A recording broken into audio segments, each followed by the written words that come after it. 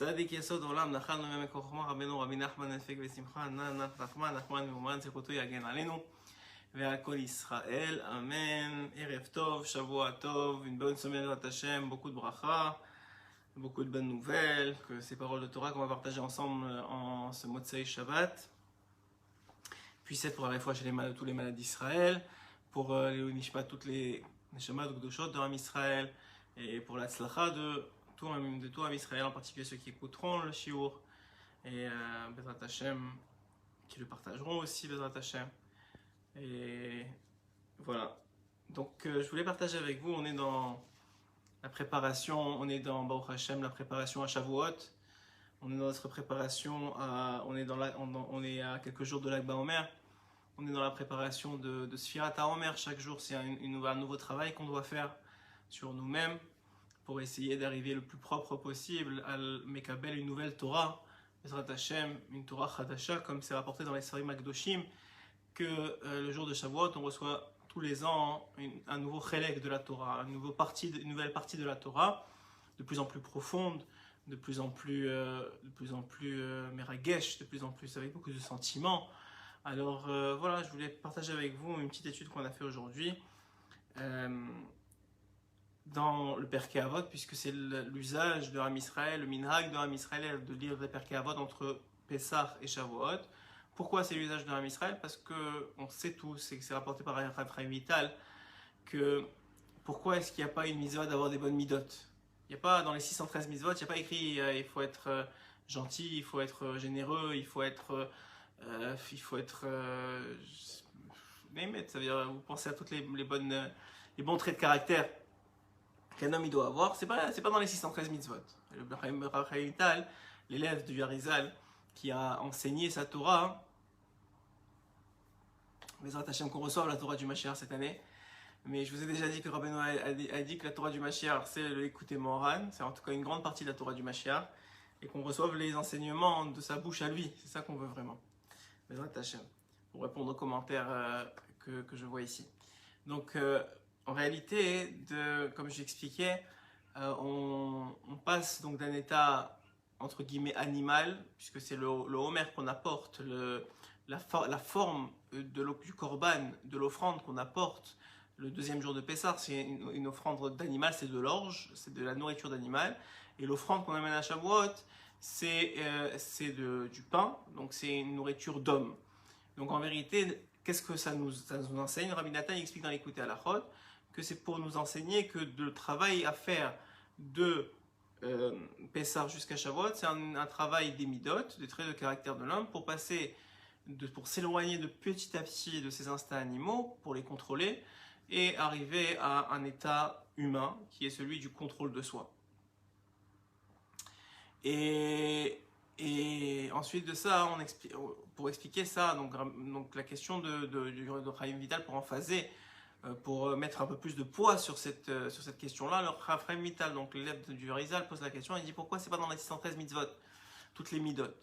Et il explique en vérité qu'aucune mitzvah ne peut être faite de façon pleine et entière s'il y a une base solide de midot tovot, de bons traits de caractère. Donc ça n'a même pas de sens de venir dire qu'il y a une mitzvah d'être généreux, qu'il y a une mitzvah d'être pas coléreux, qu'il y a une mitzvah d'être de façon gentil ou quoi que ce soit d'autre dans les traits de caractère, parce qu'en vérité c'est pas une mitzvah, c'est la base de tout. Sans ça, aucune mitzvah n'a une vraie valeur. Donc le travail sur soi, c'est en vérité un travail même préalable aux mitzvot. Bien sûr, aujourd'hui, comme c'est tellement difficile de travailler sur soi, alors en vérité, les mitzvot sont concomitantes au travail sur soi, et elles viennent aider le travail sur soi, et inversement, le fait de travailler sur soi, sur ces midot, alors le fait de les acquérir, nous amène aussi à faire de mieux en mieux les mitzvot. Et ça, c'est le travail d'un homme. Donc, on est dans ce Shabbat, si vous avez remarqué, on est dans le chapitre 4 dans Perkei Avot, et c'est donc la raison pour laquelle, entre l'état d'animal, entre guillemets, évidemment, on parle d'instinct animal, de ce que le Baal HaTanya explique comme le Nefesh HaBehemi, l'âme animale de l'homme. Donc, entre cet état-là et, on sait, l'état le plus élevé de Shavuot, qui est Chaya et Echida, les parties de Neshama qui sont les plus connectées à Hachem, qui se détachent de l'homme lorsque l'homme faute. Donc pour passer d'un état à l'autre, il y a la condition sine qua non, c'est le travail des midot, le travail des traits de caractère. Alors ici, dans notre chapitre 4, dans le Pérek Dalet, la première Mishnah de notre chapitre 4 de la semaine Perkei Avot nous enseigne la chose suivante. Et on va essayer d'étudier ensemble cette Mishnah, d'essayer de comprendre qu'est-ce que ici, le maître qui enseigne la Mishnah qui s'appelait Ben Zoma, en vérité on l'appelle au nom de son père, son vrai nom il s'appelait Shimon, et la raison pour laquelle on ne l'appelle pas Rabbi Shimon ou Rav Shimon, simplement parce qu'il est mort très jeune et n'a pas reçu l'ordination de son maître en tant que Rav, et il est resté dans les textes comme étant Ben Zoma, le fils de Zoma. C'était un érudit, un très très grand érudit en Torah évidemment. Il est l'un des 4 à avoir atteint ce qu'on appelle le Pardes. Le Pardes, c'est les secrets de la Torah. Il est rentré dans des niveaux très très élevés dans le ciel, avec Rabbi Akiva, Ben Azai et Acher, le maître de Rabbi Meir Balanes. Et les quatre ont atteint un niveau très élevé, mais seul Rabbi Akiva en est sorti intact. Acher est devenu apikoros, il s'est rebellé contre toute la Torah. Et puis Ben Azai, lui, en est mort, c'est-à-dire son âme était tellement attirée par Hachem, parce qu'il voyait des secrets de la Torah, que son âme n'a pas voulu revenir dans son corps. Et Ben Azai et Ben Zoma, lui dont on parle aujourd'hui, est devenu complètement fou. Donc avant qu'il devienne fou, Shavuot Tov à tous, avant qu'il devienne fou, Ben Zoma nous enseigne la chose suivante. Ce sont des éléments de moussard, d'enseignement de midot, qui sont connus de beaucoup. Vous avez sûrement déjà entendu ces phrases-là. On va essayer d'aller un peu plus loin dans l'étude, essayer de trouver exactement le lien entre chaque chose. Donc Ben Zoma dit la chose suivante. Ben Zoma Omer, Ezeu Chacham. C'est qui la personne intelligente? C'est qui le sage? Qui est Chacham? Qui est intelligent dans le monde? Alors normalement, sans regarder la réponse de Ben Zoma, la plupart d'entre nous, naturellement, on va dire celui qui a beaucoup de connaissances. Celui qui a beaucoup de connaissances, qui a beaucoup appris, qui s'est beaucoup investi dans les secrets de la Torah, dans les enseignements de la Torah, qui est capable de vous réciter par cœur des Gemarot, ou des Mishnayot, ou de la Torah écrite, ou même de la Torah orale, ou bien encore plus du Zohar. Tous ces gens-là sont des gens qui sont chacham, qui sont intelligents. Oui. Et regardez ce que nous dit Ben Zoma. Donc ça c'est a priori la compréhension première. Eh bien Ben Zoma nous dit la chose suivante. Celui qui est chacham, alomed mikol adam. C'est celui qui apprend de chaque personne. Ça c'est ce qu'on appelle selon la Torah, selon Ben Zoma, et évidemment c'est une Mishnah, donc c'est selon la Torah. C'est celui qui apprend de chaque personne. Pourquoi? Pourquoi c'est lui l'intelligent? Pourquoi c'est lui le chacham? Alors en vérité, il faut essayer de rentrer, de plonger dans l'enseignement de Ben Zoma pour comprendre qu'est-ce que ça veut dire. Quelqu'un d'abord qui est capable d'apprendre de chaque personne, c'est qu'il fait preuve d'une grande humilité.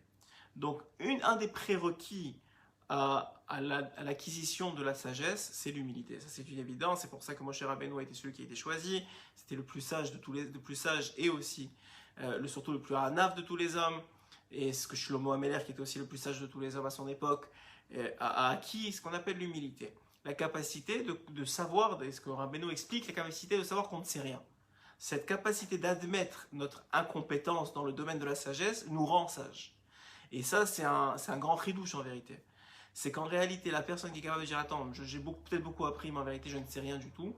Et j'ai beaucoup à apprendre encore. » Et pas seulement apprendre de façon étude ou d'un maître, parce que si vous aviez Baba Saleh qui vous parle, vous allez écouter, c'est sûr. Mais si vous avez des gens qui forcément ne sont pas forcément des gens qui sont connus pour être plus sages que vous, des fois ça peut être même vos enfants ou votre femme, ou même si la plupart des femmes sont plus sages que leur mari, mais on va dire de façon générale, que ce soit vos enfants, vos femmes, ou même encore pire, encore mieux peut-être, j'ai envie de dire, des animaux. C'est sûr qu'on est plus sage que certains animaux. Oui, ce matin on était à la tefila, on est en Israël, on fait la tefila dehors, et en ce moment, parce que pour toute la situation, pour gérer toute la situation, au moins on fait la tefila pour Hachem, ça on peut remercier le Kadosh Baruch Hu de nous permettre de faire la tefila en Eretz Israël, Béminyan. Et il y avait, à côté de l'endroit où on faisait la prière, il y avait un oiseau qui faisait son nid. Et comment il faisait son nid? Alors il apportait une branche sur un coin qu'il avait trouvé. Et puis il repartait, il rapportait une branche, il repartait, il rapportait une branche. Mais c'était très drôle de voir que sa branche, elle n'arrêtait pas de tomber. À chaque fois qu'il amenait une branche, le temps qu'il revienne et qu'il reparte, la première branche avait été tombée. Il devait la ramasser et la reprendre. Alors, celui qui voit ça, bon, il continue sa tefila, il dit, bon, il n'y a rien à apprendre. Celui qui est chacham, il voit ça, il dit, ah, Hachem, il m'a fait voir quelque chose. Peut-être que j'ai quelque chose à apprendre de cet oiseau-là. Même s'il est a priori beaucoup moins sage que moi, beaucoup moins intelligent que moi. Il y a une chokhma dans la chose que je vois. Alors, c'est quoi la chokhma? Deux choses. Soit la personne, elle le prend personnel, elle dit, moi aussi, je devrais arrêter de brasser du vent. C'est-à-dire d'amener des choses qui tombent et qui ne se construisent pas. Ou bien regarder la persévérance de l'oiseau qui n'arrête pas à continuer, d'essayer de construire sa maison de toutes les façons possibles et imaginables. Et à la fin, Baruch Hashem, il a réussi. Donc c'est la preuve que effectivement, malgré qu'une branche après l'autre, une branche après l'autre, une branche après l'autre, un élément après l'autre, un travail après l'autre, on est capable de construire des choses extraordinaires, des mondes. On est capable de construire si on a, si ce n'est un peu l'humilité et de comprendre que c'est pas nous qui construisons. Et deuxièmement, d'avoir la persévérance, d'avoir confiance en nous, en la force que Hachem nous donne chaque jour, et qu'on est capable de construire des choses extraordinaires. Et Benzoma nous apprend ici la chose suivante, qu'un homme qui est chacham, c'est quelqu'un qui est capable d'apprendre de même, évidemment de plus grand que lui, mais même de plus petit que lui. Et la raison pour laquelle il est capable d'apprendre, et c'est là où l'intervention du verset que Benzoma apporte pour appuyer son dire, est tellement importante. Il rapporte un verset dans Tehillim, dans Kuf Yutet, Mikol melameda iskalti. Parce que, pourquoi est-ce que moi, d'où je sais que c'est le Chacham, c'est celui qui apprend de toute personne? Parce qu'il y a un verset qui dit que de tous ceux qui m'ont enseigné, j'ai appris. Donc il n'y a pas de restriction dans tout, c'est tous ceux qui m'ont enseigné, donc j'ai appris de tout le monde. Et pourquoi? Qui a edoté chasichali. Et ça, c'est la phrase importante à retenir ici, parce que tes témoignages, ils sont pour moi des conversations. C'est ça la traduction exacte. Ça veut dire quoi? Ça veut dire qu'en vérité, quelqu'un qui est sage, pourquoi il est capable d'apprendre de chaque personne et qu'il encore augmente sa sagesse? C'est parce qu'il comprend que dans chaque personne, il y a Kadosh Baruch Hu. Dans chaque chose, dans chaque création, il y a Kadosh Baruch Hu. Donc quand il voit un oiseau se comporter, quand il voit un chat se comporter, encore plus quand il voit sa femme ou son mari se comporter, et qu'il entend une conversation ou que lui-même on lui parle, alors il doit apprendre à comprendre que de là, il y a Hachem dans la situation. Il est en train de lui parler et de lui apprendre quelque chose de nouveau que peut-être il n'a pas encore assez acquis. Peut-être qu'il a déjà entendu dans sa vie cette Mishnah. J'espère que vous l'avez déjà entendu dans votre vie parce que c'est une Mishnah très connue. Mais peut-être que vous ne l'avez pas entendu comme moi, je suis en train de vous l'expliquer, comme Benzoma est en train de l'expliquer. C'est-à-dire que ici, ce qui amène la chokhma, ce qui amène l'intelligence à l'homme, c'est d'être apprendre de chaque personne, mais pas simplement d'apprendre de chaque personne parce qu'on a quelque chose à apprendre, parce qu'il y a Hachem qui a donné à cette personne-là quelque chose que toi tu n'as pas. Il a donné à cet oiseau-là un trait de caractère ou une parole, enfin si vous parlez aux oiseaux comme Shlomo Meler, mais sinon il a donné à quelqu'un, il a donné à cette personne-là quelque chose que toi tu n'as pas et qui est chez lui plus raffiné et meilleur que chez toi. Malgré que toi, de façon générale, tu pourrais être plus sage que lui. Et c'est la raison pour laquelle ça devient une conversation avec Hachem. Et quand le monde entier devient une conversation, quand le monde entier est une façon pour toi de converser avec Kadosh Baruch Hu, alors tu deviens plus sage. Continue la Mishnah. Ezeo Gibor, c'est qui le fort? C'est qui est fort dans ce monde? Alors, encore une fois, si on ne regardait pas la réponse de Benzoma, alors on devrait simplement comprendre que c'est qui le fort? Eh ben, tu prends tout comme on a fait avec Goliath, tu prends tous les gens forts qui sont réputés pour être forts dans le pays ou dans le monde, tu fais un Mortal Kombat, là, tu fais un ring, et tu les fais se battre l'un contre l'autre, et celui qui reste et qui a gagné, c'est lui le plus fort.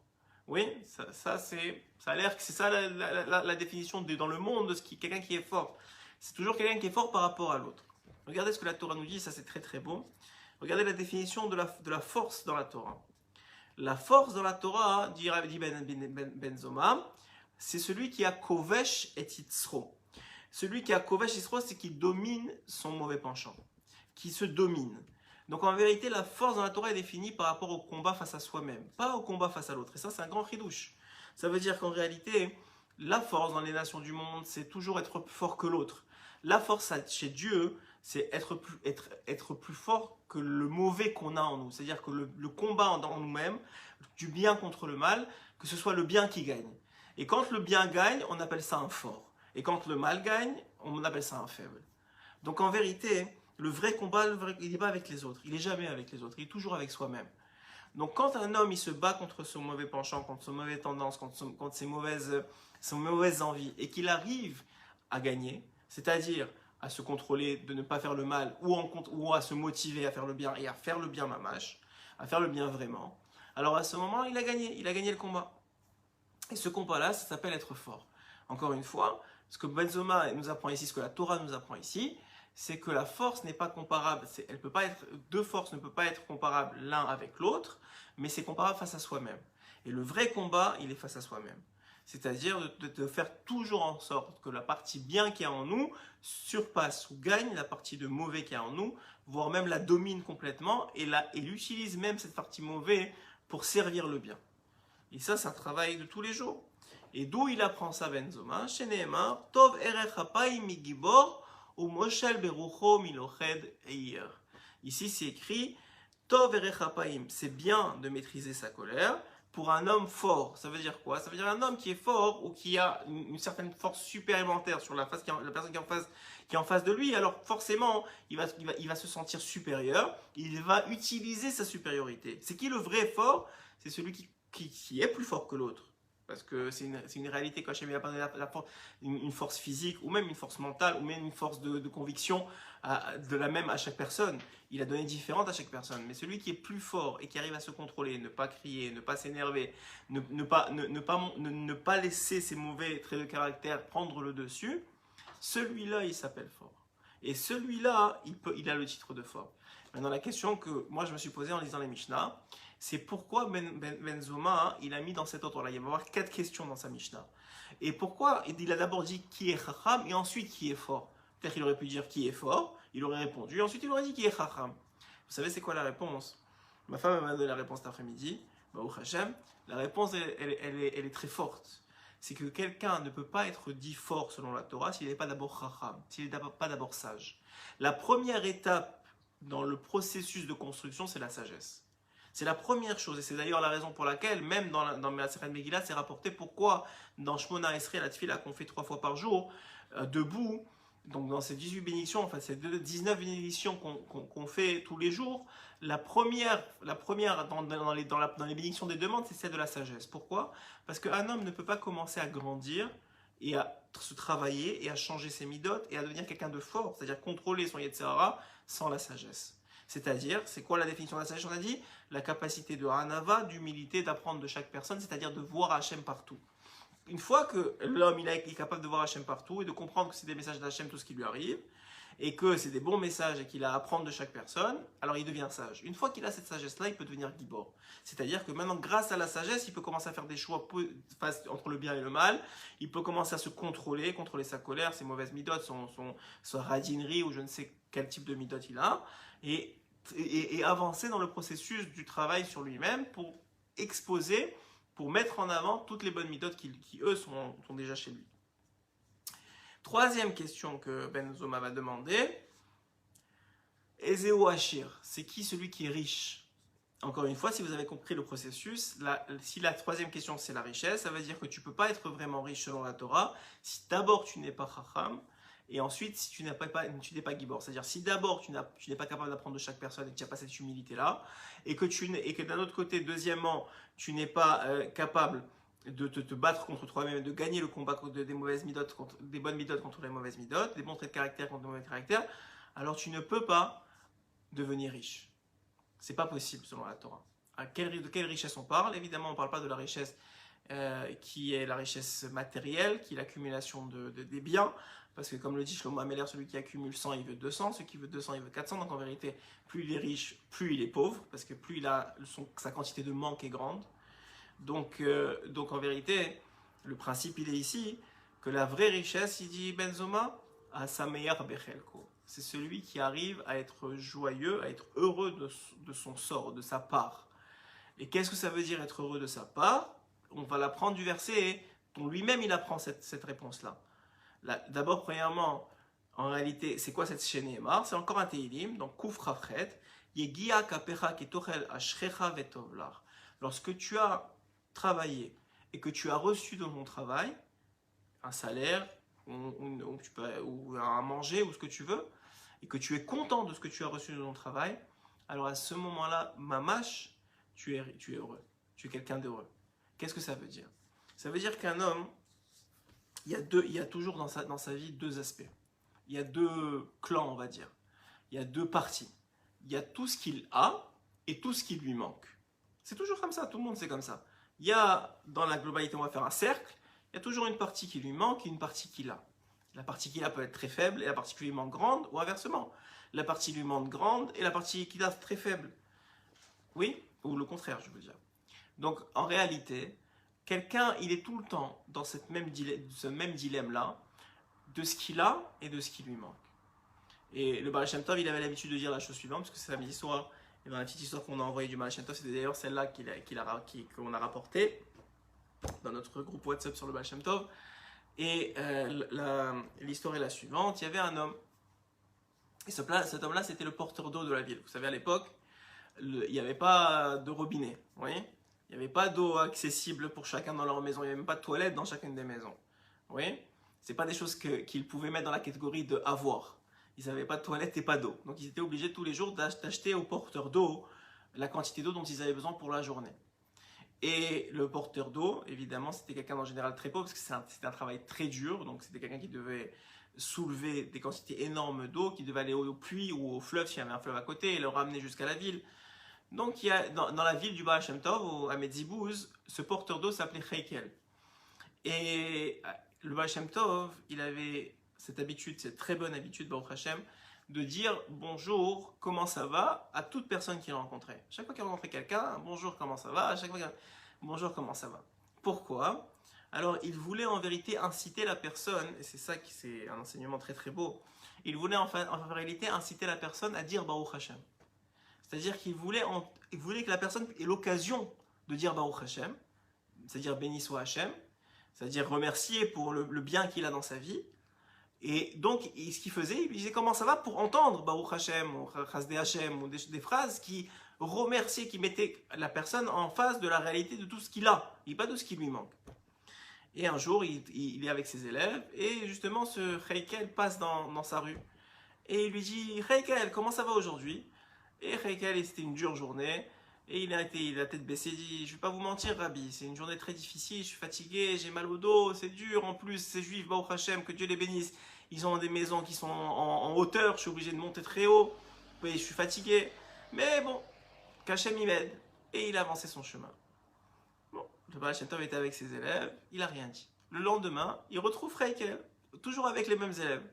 Et donc le Baal Shem Tov, il dit à ses élèves, il l'arrête, il lui dit Heikel, comment ça va aujourd'hui? Et Heikel avec un grand sourire, Chasdei Hashem, Baruch Hashem, quelle belle journée, combien je remercie Hashem de pouvoir me permettre de faire un travail, de pouvoir en plus donner de l'eau à d'autres juifs pour qu'eux-mêmes ils puissent faire des mitzvot, eux-mêmes ils puissent s'occuper de leur famille, ils puissent avancer, ils puissent vivre. Quel travail, Baruch Hashem. Et il s'en va. Et là, le Baal Shem Tov de se retourner vers ses élèves et de leur dire, vous voyez, on dirait qu'il y a deux Heikel. Il y a le Heikel d'hier et le Heikel d'aujourd'hui. Pourtant, si vous remarquez bien, il avait les mêmes poids d'eau, les mêmes seaux d'eau sur les épaules. Hier, on avait l'impression que c'était lui qui supportait, un poids énorme. Et aujourd'hui, on a l'impression que c'est le seau d'eau qui le porte. Alors, il a dit l'enseignement que ici, que nous apprend Ben Zoma dans la Mishnah en vérité, c'est que selon le Baal Shem Tov, il n'y a pas de bons et de mauvais jours. Il y a juste des temps heureux et des temps tristes, il disait. C'est quoi les temps heureux et les temps tristes? C'est des temps où le bonheur, la perception de joie de tout ce qu'on a, elle nous permet d'être portés par la vie. Et des temps tristes où la perception de tout ce qui nous manque nous porte sur les épaules et empêche donc de voir tout ce qu'on a de bien. Et ça s'appelle un temps triste. Et il disait que ça ne dépend pas du poids de l'eau finalement, ça dépend de ce qui se passe dans notre tête à nous. Et là encore, la même chose, c'est qui est riche? C'est celui qui est capable de tout le temps avoir l'impression et d'avoir une concentration constante sur la partie avoir qu'il a, sur tout ce qu'il a de bien, et pas sur tout ce qui lui manque. Et à partir du moment où il est capable de voir tout ce bien-là qu'il a chez lui, ou qu'il a dans lui-même, ou même chez les autres, ou même dans sa vie, alors de toute façon la vie elle avance. Donc de toute façon il doit faire son tikkun, de toute façon il doit se réparer, et donc il se répare avec une joie supplémentaire. Et ça s'appelle un vrai hachir, selon la Torah. Et encore une fois, l'homme ne peut pas atteindre ce niveau-là, c'est un très grand niveau. Il ne peut pas atteindre ce niveau-là s'il n'a pas d'abord travaillé sur sa hanava, sur son humilité pour devenir quelqu'un de chacham et accéder à la chokhma, être capable d'apprendre de chacun et de chaque chose. Ensuite de ça, il est devenu gibor par le travail sur ses midot. Et une fois que tu as des bonnes midot et que tu es chacham, tu peux devenir quelqu'un de riche. C'est-à-dire quelqu'un qui voit le positif dans sa vie, est capable de toujours focuser sur le positif, est capable de toujours voir le positif, est capable de toujours prendre. Alors bien sûr qu'en attendant qu'on n'est pas chacham, on n'est pas gibor, on fait ce travail-là de toute façon, mais c'est un travail qui est beaucoup plus difficile parce que les mauvaises midot amènent toujours l'homme à voir ce qui lui manque. Quatrième enseignement, quatrième question de Benzoma, Ezeu Mechubad, c'est qui est digne d'honneur? Et c'est le dernier d'ailleurs enseignement. Et alors, nous, qu'est-ce qu'on doit dire? Celui qui est digne d'honneur, eh ben celui qui a les choses précédentes. C'est un chacham, il est digne d'honneur. C'est un gibor, il est digne d'honneur. C'est un sameach bechelko, il est heureux de son sort, il est digne d'honneur. Tous ces gens-là, c'est des gens dignes d'honneur. Et nous apprend surprenamment Benzoma que ces choses-là sont seulement des prérequis à ceux qui sont dignes d'honneur, mais c'est pas ça qui fait que tu es digne d'honneur ou pas. Pas si tu es sage, pas si tu es gibor, pas si tu es riche. Alors, qu'est-ce qui fait que tu es digne d'honneur? Si toi-même, si la personne qui est digne d'honneur, elle est mechabed et abriot, elle donne de l'honneur aux autres, à toute chose que Hachem a créée. Comme on a rapporté déjà, que même à ses habits, il faut donner de l'honneur, pas parce qu'on aime ses habits, mais parce que c'est un moyen qu'Hachem il a donné, qu'il a choisi pour nous protéger du froid, pour nous rendre propres, pour nous permettre de sortir, etc. etc. Donc chaque chose, si un homme qui est capable de donner des honneurs à toute chose qu'Hachem a créée, en particulier encore plus aux personnes qui l'entourent, etc., etc., alors encore plus, cet homme-là, lui, il est digne qu'on l'honore. Et d'où on apprend ça? D'Hachem lui-même. Dire Benzoma, Amechabed et Abriot, c'est chez Nehemar, c'est dans Shmuel, Ki mechabdai achabed. Celui qui m'honore, dit Hachem, je l'honore, et Uvaza yekalu. Et celui qui ne m'honore pas, Chas v'shalom, je ne veux même pas dire la fin du verset. Donc on voit là, encore une fois, ce même esprit-là, qu'un homme ne peut pas être capable sincèrement d'honorer l'autre s'il n'a pas fait ce travail préalable des trois premières questions.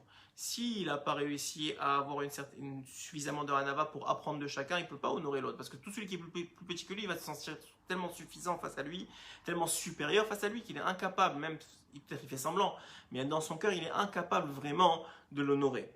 Deuxième étape, s'il n'est pas fort, c'est-à-dire il n'a pas ses midot, il n'a pas travaillé sur ses midot, il n'a pas fait, c'est un combat permanent, mais il ne fait pas en sorte chaque instant que ses bonnes midot fassent le travail pour combattre ces mauvaises midot et surpasser et gérer ces mauvaises midot et les soumettre, alors c'est sûr qu'il ne peut pas tout le temps mechabed et tabriot. Pourquoi? Parce que dès que quelque chose va l'énerver, il va s'énerver, puisque son Yetzirara, il est là, et il n'est pas en contrôle. Donc il va mettre, dès qu'il a envie de quelque chose, il va casser la ligne, comme on dit, il va dépasser une autre personne, il va lui manquer de respect. Pourquoi? Parce que ses midot ne sont pas travaillés. Donc dès qu'il va avoir la colère qui va lui monter dessus, ou la tristesse, ou d'autres choses comme ça, il va oublier, il va être tellement en manque lui-même dans son fort intérieur qu'il va être incapable maintenant lui, parce qu'il est pas bien lui-même, donc comment il peut honorer quelqu'un d'autre? Et puis troisième étape, s'il n'est pas sa meilleure bechelko, s'il n'est pas heureux de son sort, la première chose qu'il va faire, c'est regarder l'autre, à regarder ce qu'il a, à regarder ce que lui il a, pourquoi moi j'ai pas, il va commencer à se comparer, il va jalouser. Donc finalement, lui aussi, celui qui n'a pas fait ce travail-là, ce troisième travail, d'être riche, c'est-à-dire d'être heureux de ce qu'il a, il est incapable de mechabed et abriot, il est incapable d'honorer les autres. Donc voilà quatre étapes en vérité pour un tikkun incroyable, une sorte de réparation de soi qui amène finalement à l'homme parfait. C'est-à-dire que quelqu'un qui, à la fin de ce travail-là, qui prend toute une vie, il va être chacham dans le sens de la Torah, c'est-à-dire qu'il est capable d'apprendre de chaque personne, et puisqu'il est capable d'apprendre, il va devenir de plus en plus chacham, même en connaissance, même en comportement, même il va apprendre des comportements de tous et de toute créature. il va devenir fort dans le sens que ça va être quelqu'un qui va pas s'énerver pour rien, qui va pas jalouser pour rien, donc qui va pas jalouser tout court, qui va pas s'énerver tout court, qui va surpasser sa laziness, sa paresse et tous ses mauvais traits de caractère. Il va être riche dans le sens de la Torah encore une fois, c'est-à-dire qu'il va être capable d'être content tout le temps parce qu'il est tout le temps devant lui. Il y a cette boule qui contient tous les aspects positifs, tout ce qu'il a acquis et tout ce qu'il a vraiment. Et Rabbeinu d'ailleurs il dit que ça c'est un chemin de croix. Chemin de croix, c'est pas le bon terme. C'est un chemin difficile. Alors qu'est-ce qui se passe quand on est dans des moments plus difficiles où on n'arrive pas à être le plus riche et on peut être évidemment, et le plus racham et le plus gibor. Alors il faut se rappeler de ces temps-là. Il faut se rappeler de ces temps-là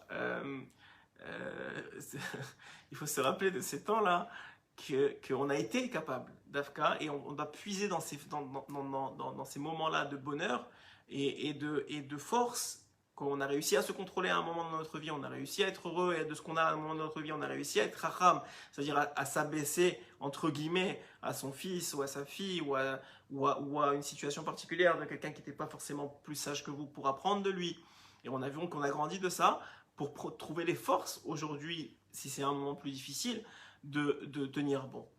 Et évidemment, de se rappeler, comme le dit d'ailleurs le Ramban dans sa lettre à son fils, de parler doucement à chaque personne, de l'honorer, parce qu'il a une partie de Dieu que vous n'avez pas, et surtout il a une partie, même dans les midotes, même dans les traits de caractère, même dans les comportements, il y a toujours quelque chose qui sera meilleur que vous.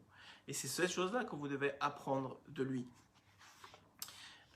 Pour terminer ce petit enseignement qu'on a partagé ensemble ce Motsai Shabbat, je voulais voir avec vous l'écouter moral de Rabbi Nachman de Breslem, comme vous savez, Baruch Hashem, la Torah du Sod, la Torah cachée. Il dit comme ça: Da ki yesh kama dvarim yekarim baolam. Sache qu'il existe des choses qui sont précieuses dans le monde. Et c'est quoi les choses précieuses dans le monde? Dans cette explication de la Torah, c'est la Torah Resh Chaf, donc 220 pour ceux qui ont l'écouté moral. Alors, Da ki yesh kama dvarim yekarim baolam, c'est une toute petite Torah. Da ki yesh kama dvarim yekarim baolam. Il y a des choses qui sont précieuses. Qu'est-ce qui est précieux aux yeux de la Torah? Alors c'est très beau parce qu'en vérité, je voulais appuyer ce que je viens de vous dire par l'écouter moral, et en préparant le shiur juste quelques minutes avant, j'ouvre l'écoute moral et je tombe sur cette Torah là, Baruch Hashem, Meseta Ishmael, Yisroud Rabbeinu Akadosh.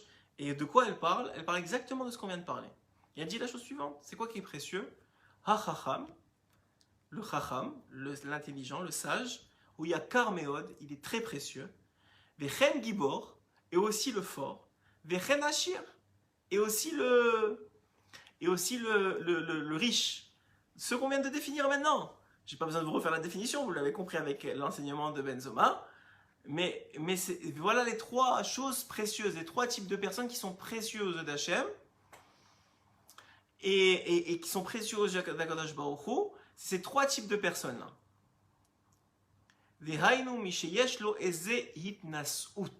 Alors regardez comment c'est beau. Il parle d'une position élevée, c'est-à-dire quelqu'un qui s'est travaillé dans l'un de ces trois aspects-là acquiert aux yeux d'Akadosh Baruch Hu une certaine position plus élevée que ce qu'il avait précédemment. Donc quelqu'un qui est gibor, quelqu'un qui a travaillé sur ses midot, alors il acquiert aux yeux d'Hachem une position plus élevée. Il est plus yakar, il est plus précieux. Comme un diamant, ça peut être un diamant dans la boue, comme on a souvent expliqué, mais quand il est raffiné, plus on le raffine, plus lorsqu'on va le mettre sur le marché, il va avoir une valeur importante. Même si le diamant il est très très beau, il n'a pas de tache, mais il est plein de boue, il n'est pas taillé, vous ne pouvez pas le vendre sur le marché des diamants. Pourquoi? Parce qu'il n'est pas encore prêt.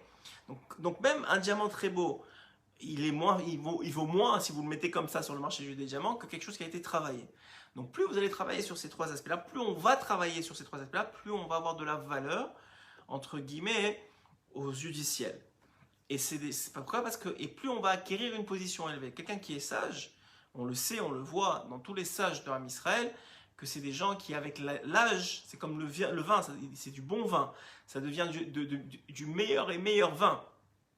Ça veut dire quoi? Ça veut dire que c'est contrairement malheureusement à ceux qui ne sont pas assagis avec le temps, qui n'ont pas acquis la sagesse avec le temps, et qui, lorsqu'ils arrivent vieux dans les nations du monde, sont mis dans des CHSLD, dans des maisons de retraite et sont laissés là, comme on a vu ces derniers temps malheureusement à l'abandon. Le sage d'Israël, plus il est vieux et plus il acquiert de la sagesse et plus finalement on le cherche, quoi. On veut lui parler, on veut lui poser des questions, on veut apprendre de lui. On va apprendre comment il est arrivé à cette sagesse-là, comment il est arrivé à devenir quelqu'un comme ça. On veut apprendre de ça. Mamash, donc c'est vraiment une réalité. D'un autre côté, la même chose pour le Gibor, quelqu'un qui arrive à contrôler ses midotes, qu'on voit qu'il ne s'énerve pas ou qui s'énerve presque jamais. C'est quelqu'un qu'on veut apprendre de lui, qu'on veut être quelqu'un qui nous apprend quelque chose. Donc on le recherche. Donc il a une position, même aux yeux d'Hachem, et même dans le monde, il commence à avoir une position élevée. Et le riche, c'est-à-dire celui qui est Samer Bechelko, celui qui se contente de ce qu'il a, hein, donc il ne recherche pas toujours la jalousie, il ne te voit pas d'un mauvais œil. D'un autre côté, tu vas et tu veux voir comment lui il est arrivé à être heureux. Comme c'est rapporté, hein, c'est rapporté dans la Torah, dans une histoire qui est rapportée dans la Torah, hein, qu'il y avait un roi, et que ce roi-là, il avait un fils qui était très dépressif. Alors il a cherché chez tous les médecins, hein, il a cherché à trouver une solution, quoi, un remède contre sa dépression. Et donc il a cherché, et personne n'a trouvé. Et puis il est arrivé chez un sage, et ce sage lui a dit, écoute, si tu lui donnes un habit de quelqu'un qui est heureux, lui il laissera la dépression, il deviendra heureux. Donc il a dit, ah ben pas de problème, alors ce que je vais faire, je vais aller voir les riches de mon pays, et je vais aller leur demander de me donner un de leurs habits. Et un après l'autre, il envoie des envoyés, et un après l'autre, il arrive d'abord chez celui qui avait une grosse compagnie, et il voit qu'il est plein de problèmes, il n'est pas du tout heureux. Il y avait un hôtel très très réputé dans la ville, il va voir le propriétaire de l'hôtel, lui aussi il est tout le temps courir après les employés, il n'est pas heureux. Et il y avait un médecin, il dit, oh, lui, il guérit, etc. Donc lui il doit être heureux, et lui toujours il était stressé, angoissé de savoir s'il allait guérir, pas guérir. Quand les gens guérissaient pas, il se sentait responsable, donc il n'était pas heureux. Et puis, il a dit, ok, d'accord, bon, c'est pas dans la richesse, bon, mais il y a des gens qui sont très très forts. Alors il est parti voir des gens forts, des gens qui avaient de la force, qui avaient peur de personne, même des brigands. Il leur a demandé, alors vous êtes heureux? Ils voyaient qu'ils étaient pas heureux, ils étaient tout le temps tristes. Donc il a dit, bon, je peux pas prendre leurs habits. Il a dit, ok, alors je sais pas moi, des gens, on va trouver quelqu'un qui est chacham, qui est sage. Avec la définition de la sagesse d'Egoïm évidemment, et on voyait que plus ils étaient sages et plus ils se posaient des questions et plus ils n'avaient pas de réponse et plus ils étaient tristes en vérité du manque de réponse. Ils étaient toujours dans le manque parce que l'acquisition, c'était pas une acquisition qui les remplissait, c'est une acquisition qui leur créait plus de manque. Donc il revient chez le sage qui lui avait donné ce conseil, il dit, j'ai pas trouvé un homme plus heureux. Alors il dit, écoute, tu sais quoi, il y a dans ta ville un certain fermier, va le voir, peut-être que lui il est heureux. Il dit, un fermier, qu'est-ce qu'il va être heureux, un fermier? Alors il arrive, il va voir le fermier et il lui dit, voilà, est-ce que tu es heureux? Et il lui dit, oui, je suis très très heureux, Baruch Hashem. Alors il lui dit, est-ce que tu peux me prêter une chemise à toi? Il lui dit, je suis désolé, mais j'ai pas de chemise. Il dit, comment tu n'as pas de chemise? Alors il lui dit, bah, si j'avais une chemise, je serais pas heureux. Parce que je serais obligé de la laver, de m'en occuper, de faire attention à elle, j'aurais peur de l'abîmer. Donc j'ai une chemise, elle est sur moi, mais j'ai pas d'autre chemise. Et il lui a dit, c'est ça la définition de mon bonheur à moi, c'est-à-dire que j'ai peu, mais ce peu-là, il me contente énormément. Donc en vérité, qu'est-ce qu'on apprend de cette petite histoire-là? On apprend qu'en réalité, les choses yakar, les choses qui ont de la valeur, encore une fois, c'est dans la définition qu'on a donnée de ces choses-là. Pas dans la définition goy qu'on a donnée, mais dans la définition juive qu'on a donnée de ces choses-là, de ces trois choses-là. Et une fois qu'un homme, il a acquis vraiment, que c'est un gibor dans son idée de ses constructions, etc., que c'est un riche, qu'il est content de ce qu'il a vraiment, sincèrement, ou que c'est un vrai sage, c'est-à-dire quelqu'un qui est capable d'apprendre de chaque chose, qui est tout le temps en communication avec Hachem en vérité, et tout le temps en train d'apprendre. Il n'est jamais en manque parce qu'il est tout le temps en train de recevoir. Donc quelqu'un qui est dans ces trois aspects-là, alors dire à Benoît Kadosh, dans chacun d'entre eux, quand un homme, il lui manque de cette chose-là, il lui manque de la sagesse, alors quand tu vas voir un sage, tu vas pouvoir recevoir de lui de la sagesse. Quand tu te manques de la richesse, tu vas avoir un riche, tu vas pouvoir recevoir de lui de la richesse. Quand il te manque de la force, si tu vas avoir un fort, tu vas être capable de recevoir de lui de la force. Pourquoi? À cause de la quatrième réponse que Ben Zoma amène. Parce que quelqu'un qui est riche, quelqu'un qui est fort, quelqu'un qui est sage, il va commencer à mechabed abriot. Il va commencer à s'occuper des autres. Pourquoi? Parce qu'il n'a pas de manque. Et quand tu n'es pas manquant, à ce moment-là, hein, tu peux t'occuper de l'autre. Mais quand tu manques toi-même, tu es tout le temps en train d'utiliser l'autre pour combler ton manque. Et ça, c'est la pire des choses. C'est la pire des choses dans le couple, c'est la pire des choses avec les enfants, c'est la pire des choses dans le travail. C'est quelqu'un, il est en manque, et c'est la majorité des gens, ils sont en manque, ils utilisent l'autre pour combler leur manque. Alors qu'en réalité, ils sont là pour donner à l'autre et pour combler le manque de l'autre. Mais comme chacun d'entre nous, on a des manques, alors on va chercher chez l'autre de combler ce manque qui est chez nous. Mais quelqu'un qui est arrivé à devenir un gibor, un fort, ou qui est devenu un riche, qui est content de ce qu'il a, ou qui est devenu un sage, alors lui, on peut aller chez lui, parce que lui, il va combler notre manque à nous. Et qu'est-ce qu'il fera? Alors il lui racontera son problème, et de là, et de cette manière-là qu'il a raconté son problème, il va pouvoir être sauvé. En attendant, si vous n'avez pas trouvé ni un fort, ni un sage, ni un riche, vous savez que le plus fort, le plus sage et le plus riche, c'est Kadosh Baruch Hu lui-même. Et c'est la force de pouvoir parler avec Hachem. Et quand on a un problème quelconque, de sagesse, de richesse ou de force on parle de travail sur soi, la première personne à qui il faut parler, c'est Kadosh Baruch Hu. Parce que c'est lui qui comble les manques de force, les manques de joie, les manques de richesse et les manques de sagesse. Et quand on arrive à faire ça, alors on se remplit de la sagesse d'Hachem, on se remplit de la force qu'on a besoin pour combattre notre Yetzirah, et on se remplit de la richesse, de la richesse de voir le bien, d'apprécier le bien qu'on a dans nos vies. Et Béhémet, c'est ça une réalité, parce qu'en vérité, sinon, le Yetzirah vous passez d'un projet à un autre, et vous croyez que l'acquisition du projet ou la complétion du projet va vous rendre heureux, va vous rendre fort ou va vous rendre sage, que ce soit dans différents aspects de votre vie, et c'est complètement faux. Rabbeinu, il a donné l'exemple suivant, et on va finir avec cette histoire. Il a dit que le Yetzirah, c'est comme un homme qui a une main fermée, et qui fait croire à tout le monde qu'il y a un diamant dans la main, et que celui qui va l'attraper, donc il va le rattraper, il va lui donner il va ouvrir sa main et il va récupérer le diamant. Et donc tout ce que font tous les hommes de la ville, qui ne sont ni forts, ni sages, ni riches, selon la Torah, ils courent après cet homme-là.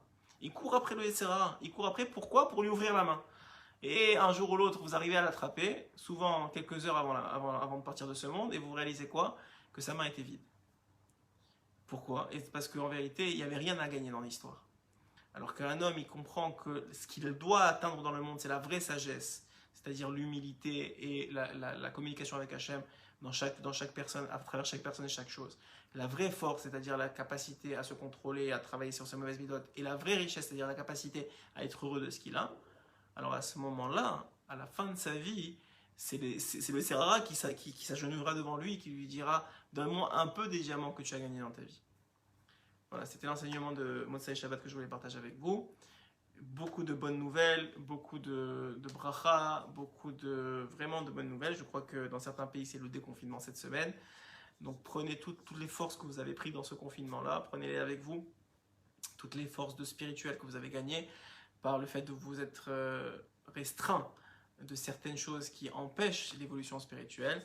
Vous avez probablement beaucoup plus écouté de Shiurim, vous avez beaucoup plus rempli de Torah, vous avez aussi normalement beaucoup plus, vous êtes rempli en Emouna, en foi en Dieu, et c'est le moment de re-rentrer dans le ring et de montrer que ce que vous avez grandi, ça vous a servi pour changer votre vie et pour l'améliorer et pour acquérir ce qui a vraiment de valeur. Amen, Kenny Ratza.